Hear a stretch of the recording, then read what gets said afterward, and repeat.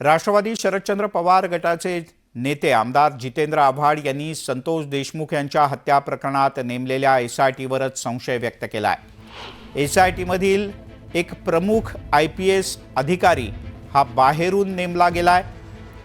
त्यांच्यातील अधिकारी हे वाल्मिक कराडसाठी काम करतात असा आरोप सुद्धा आव्हाड यांनी केला। सोशल मीडियात पोस्ट शेअर करत जितेंद्र आव्हाड यांनी थेट आरोप केलाय। या संदर्भात काही त्यांनी फोटो सुद्धा पोस्ट केले आहेत। IPS महेश विघ्ने यांचा फोटो आव्हाड यांनी पोस्ट केलाय, तर मनोज कुमार वाघ हा वाल्मिक कराडचा खास माणूस असल्याचं म्हणत त्याचाही फोटो ट्विट करण्यात आलाय। हे अधिकारी वाल्मिक कराडला शिक्षा देणार की मदत करणार असा प्रश्न सुद्धा जितेंद्र आव्हाड यांनी उपस्थित केला। तर आव्हाड यांच्यानंतर सुरेश धस आणि बजरंग सोनावणे यांनी सुद्धा अशाच प्रकारे गंभीर आरोप केला आहे। तपासी यंत्रणेमध्ये जर वाल्मिक कराडचे मित्र असतील तर तपास करणार आहे, त्यापेक्षा तपास बंद करून टाका ना। आणि वाल्मिक कराडने त्यांच्या गळ्यात हात घातला असेल तर वेगळा, ते स्वतः जाऊनच पोलीस आणि अधिकारी त्याच्या गळ्यात हात घालतात। आणि त्याचं वजन किती आहे म्हणजे आता जे काही उघडकीस येते ते प्रचंड धक्का आहे की आता खेडमधलं एक प्रकरण उघडकीस झालंय। ते अतिशय जवळचे मित्र आहेत धनंजय मुंडेचे, धनवट, त्याने एका दलिताचीच जमीन खाल्ली आहे। दम दाटी अमुक तमुक सगळे पोलीस त्यांच्या बाजूने, तहसीलदार त्याच्या बाजूने, कलेक्टर त्याच्या बाजूने।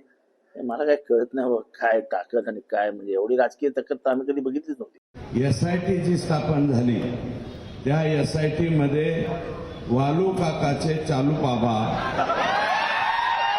हे काही सामील झालेले आहेत। याच्यामध्ये कोणाचा दोष नाहीये, कारण केज पोलीस स्टेशन अंतर्गत काम करणारे काही जे कर्मचारी आहेत त्या कर्मचाऱ्यांनी यादी पाठवा म्हणले। CID वाल्यांनी ती यादी मागवली आणि CIDने जशीच्या तशी वरती गृह खात्याकडे पाठवली।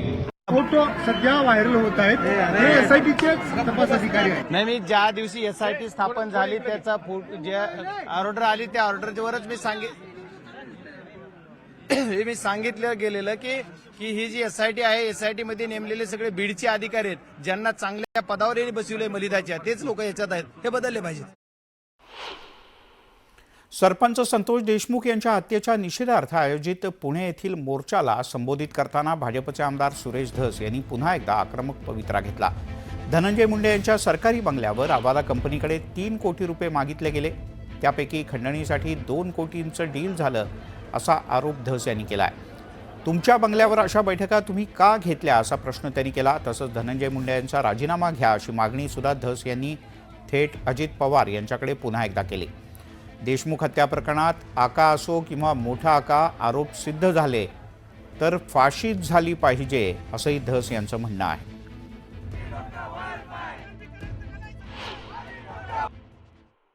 अजून बी धनु भाऊ अजूनही तुम्ही 60,000 फुटावर असतान, 60,000 फुटावरले खाली उतरा। त्या असल्या बैठका तुम्ही कशा घेतल्या? 3 करोड़ में फाइनल, बाद में 2 करोड़, 50 इलेक्शन में।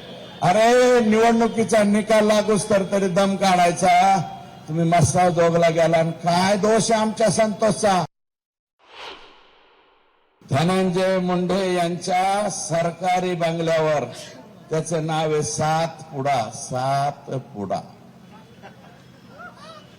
या बंगल्यावर आवाजा कंपनीचे अल्ताफ तांबोळी प्लस शुक्ला व इतर अधिकारी वाल्मिक आणि बिक्कड यांची बैठक झाली।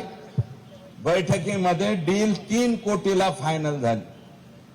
कितीला? आका क्या बोले?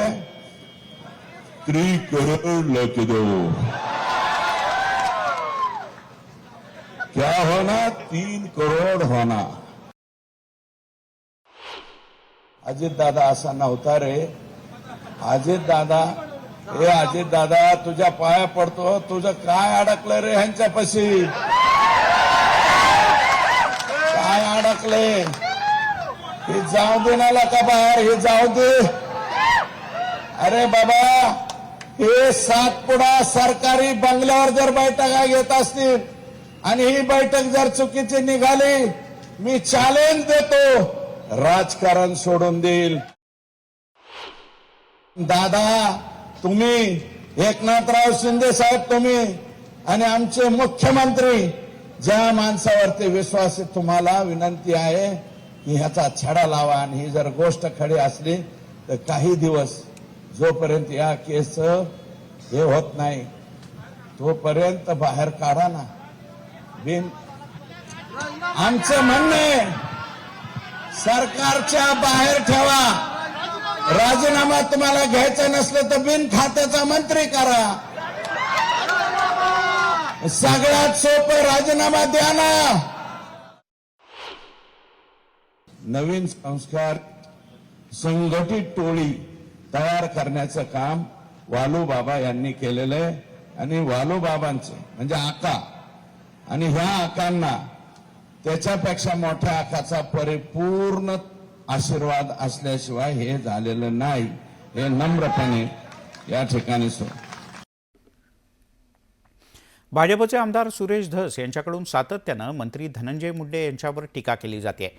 आता या प्रकरणात राष्ट्रवादीचे आमदार अमोल मिटकरी यांनी थेट मुख्यमंत्री फडणवीस यांना काही प्रश्न केले.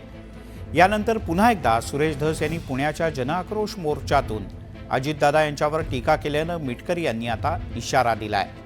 पुण्याच्या मोर्चानंतर भाषणात अजित पवार यांच्यावर टीका करण्यात आले. याची गंभीर दखल पक्ष पातळीवर घेतली जाईल. अपशब्द वापरण्याला ज्यानं वापरलाय त्याला त्याचा परतावा व्याजासकट मिळेल, असा इशारा राष्ट्रवादीचे आमदार अमोल मिटकरी यांनी दिलाय. कारण राज्याचे अर्थमंत्री आणि उपमुख्यमंत्री यांच्याबद्दल अपशब्द वापरल्या, मग तो कोणीही असो, त्याला सुट्टी मिळणार नाही, असंही मिटकरी म्हणाले. तू बालवाडीत सुद्धा नाही अजून. तू माझ्यावर बोलतो. बालवाडीतल्या लेकरांनी माझ्यावर बोलू नये. आणि ते